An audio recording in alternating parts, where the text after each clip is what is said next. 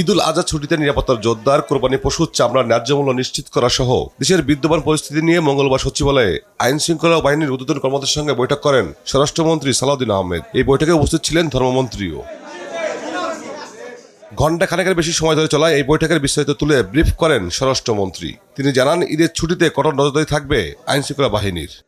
ঈদুল আজহার আগের 7 দিন এবং পরের 7 দিন আমাদের পুলিশ হেডকোয়ার্টারে একটা মনিটরিং সেল কার্যকর করা হয়েছে, সেটা কার্যকর থাকবে ঈদের আগের 7 দিন এবং ঈদের পরের 7 দিন।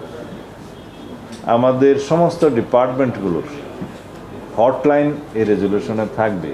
মহাসড়ক কিংবা নৌপথ কোথাও কোনো পশুবাহী যানবাহনে চাঁদাবাজি না হয় সেদিকে বিশেষ গোয়েন্দা নজরদারি থাকবে বলে জানান স্বরাষ্ট্রমন্ত্রী। কোরবানির পশুবাহী বিভিন্ন যানবাহন এবং নৌযানে চাঁদাবাজি ইতিপূর্বে হয়েছে বলে আমাদের নলেজে আছে বিগত সময়গুলোতে, যাতে সেই চাঁদাবাজিগুলো বন্ধ করা যায় সেজন্য আমরা একটা হটলাইন নাম্বার এখানে দেয়া হয়েছে, নৌপরিবহন মন্ত্রণালয় মনে হয় এটা আপনারা হটলাইন নাম্বারগুলো পাবেন, কোন মন্ত্রণালয়, কোন সংস্থা, কোন নাম্বারে হটলাইন।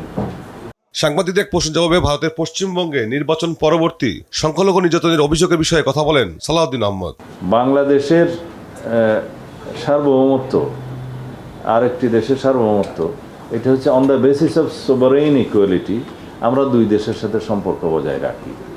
এখন কোনো দেশের অঙ্গরাজ্যের একটা নির্বাচন, স্থায়ী নির্বাচন কি হলো, তার ফলাফল কি হলো, সেটার প্রভাব কি হবে, সেটা তাদের সম্পূর্ণ আভ্যন্তরীণ ব্যাপার। সীমান্ত সুরক্ষায় বিজিবিকে সর্বোচ্চ সতর্ক অবস্থায় থাকার নির্দেশ দেওয়া হয়েছে বলে জানান স্বরাষ্ট্রমন্ত্রী। তৌফিক মাহমুদ মুন্না, দেশ টিভি, ঢাকা।